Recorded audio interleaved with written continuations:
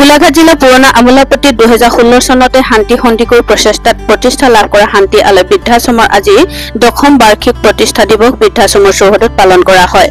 তদুপলক্ষে পুৱা ভাগত শান্তি আলয় বৃদ্ধাশ্ৰমৰ পতাকা উত্তোলন কৰে প্ৰতিষ্ঠাতা শান্তি সন্ধিকৈয়ে। দিৱসৰ লগত সংগতি ৰাখি এখনি সভাৰ আয়োজন কৰা হয়। সভাৰ আৰম্ভণিতে বৃদ্ধাশ্ৰমৰ আৱাসীসকলে আৰম্ভণি গীত পৰিৱেশন কৰে।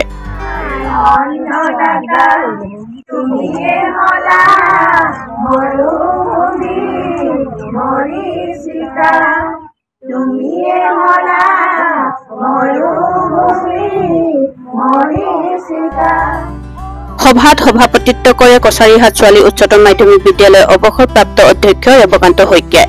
সভাৰ আঁত ধৰে বৃদ্ধাশ্ৰমৰ আজীৱন সদস্যা অঞ্জলি বাইলুং বুঢ়াগোহাঁয়ে। সভাত উদ্দেশ্য ব্যাখ্যা কৰে বৃদ্ধাশ্ৰমৰ সম্পাদিকা মণিমালা গগৈয়ে।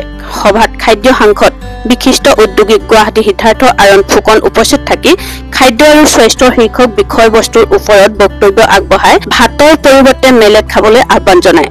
যেতিয়া তেখেতে মগজু কৰ্কট ৰোগীৰ ভোগী চিকিৎসকৰ কাষ চাপিছিল তেতিয়া ভাত ৰুটিৰ পৰিৱৰ্তে মেলেট খাবলৈ চিকিৎসকে পৰামৰ্শ দিছিল। সেই অনুসৰি তেখেতে বৰ্তমান মেলেটৰ পৰা খাদ্য প্ৰস্তুত কৰিবলৈ লয়। উক্ত সভাতে শান্তি বৃদ্ধাশ্ৰমৰ প্ৰতিষ্ঠাতা শান্তি সন্ধিকৈ গল্প সংকলন মণিমালা গগৈ সম্পাদনাত প্ৰকাশিত ৰামধেনু ৰং উন্মোচন কৰে গোলাঘাটৰ বিশিষ্ট মহিলা তথা বৃদ্ধাশ্ৰমৰ উপসভাপতি বীণা ৰাজখোৱাই। বৃদ্ধাশ্ৰমৰ প্ৰথমগৰাকী আৱাসী অৱসৰপ্ৰাপ্ত স্বাস্থ্যকৰ্মী ইন্দিৰা বৰা আত্মজীৱনী গ্ৰন্থ বালিচান্দা প্ৰকাশনৰ দ্বাৰা প্ৰকাশিত জীৱন দিয়া আনন্দ উন্মোচন কৰে কছাৰীহাট ছোৱালী উচ্চতৰ মাধ্যমিক বিদ্যালয়ৰ অৱসৰপ্ৰাপ্ত অধ্যক্ষ ৰেৱকান্ত শইকীয়াই। সভাত বিশিষ্ট ব্যক্তি হিচাপে উপস্থিত থাকে গোলাঘাট জিলা চৰকাৰী পেঞ্চন সন্থাৰ সভাপতি পুষ্পেন্দ্ৰ গোহাঁই, জ্যেষ্ঠ সাংবাদিক পৰাগ বৰুৱা, ভিনিলা খেতিয়ক ভানু গগৈ আদি কৰি ভালে সংখ্যক শুভাকাংক্ষী ৰাইজ উপস্থিত থাকে। নৱম দশম বাৰ্ষিক প্ৰতিষ্ঠা দিৱস আজি লক্ষ্ণতে আমাৰ এই অনুষ্ঠান আৰম্ভ কৰা হৈছিল। 10 বছৰ লাগিছে। বহুত আশা আৰু সপোন লৈ পেলাই এই অনুষ্ঠান গঢ় দিছিলোঁ আৰু সপোন মোৰ ফলৱতী হৈছে।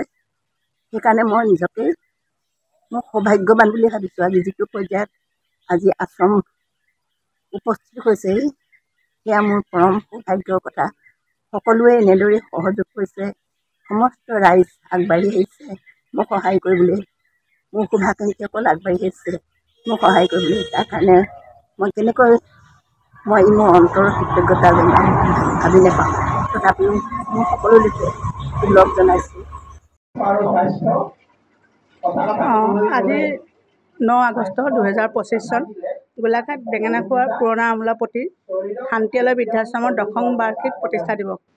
আজিৰ পৰা 10 বছৰ আগতে শ্ৰীযুতা শান্তি সন্ধিকৈয়ে তেখেতৰ নিজৰ ঘৰতে নিজৰ গাঁঠিৰ ধনেৰে বৃদ্ধাসকলৰ কাৰণে, সমাজৰ উপেক্ষিত ব্যক্তিসকলৰ কাৰণে, মহিলাসকলৰ কাৰণে এখন আশ্ৰম সদৃশ ঘৰৰ সপোন দেখিছিল আৰু আৰম্ভ হৈছিল। আৰু সেই দিনটোৰ পৰা আজিৰ দিনটোলৈকে 16গৰাকী আৱাসীৰে বিভিন্ন সময়ত বিভিন্নগৰাকী আৱাসী আহিছে গৈছে।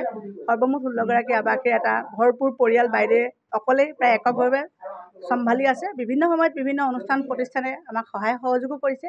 আৰু আজি প্ৰতিষ্ঠা দিৱসৰ দিনটোত আজি অনুষ্ঠিত এখন সভা হয়, অনুষ্টুপীয়াকৈ 2খন গ্ৰন্থও উন্মোচন হয়।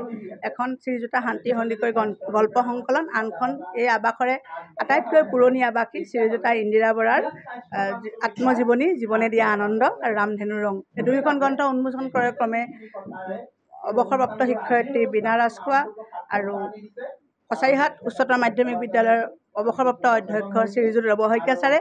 আৰু এই অনুষ্ঠানতে আজিৰ দিনটোৰ লগত সংগতি ৰাখি অসমৰ এগৰাকী বিশিষ্ট খাদ্য সংসাধক সিদ্ধাৰ্থ আৰণ ফুকনে স্বাস্থ্য আৰু খাদ্য, সাধাৰণ লোকক ঔষধৰ সলনি স্বাস্থ্য কেনেকৈ খাদ্যই কিদৰে আমাক এটা ৰোগমুক্ত শৰীৰ দিব পাৰে এই বিষয়ে বিতংভাৱে ব্যাখ্যা কৰে। লগতে মিলেট সম্পৰ্কে বিভিন্ন সুস্বাদু খাদ্যৰ বিষয়ে আমাক বিশদভাৱে বুজাই কয়। আজি অনুষ্ঠানটোত প্ৰায় 100গৰাকী মানুহ পুৰুষ মহিলাৰ উপস্থিতি আমাৰ দিনটো খুব উলহ মালহেৰে উদযাপিতও হয়।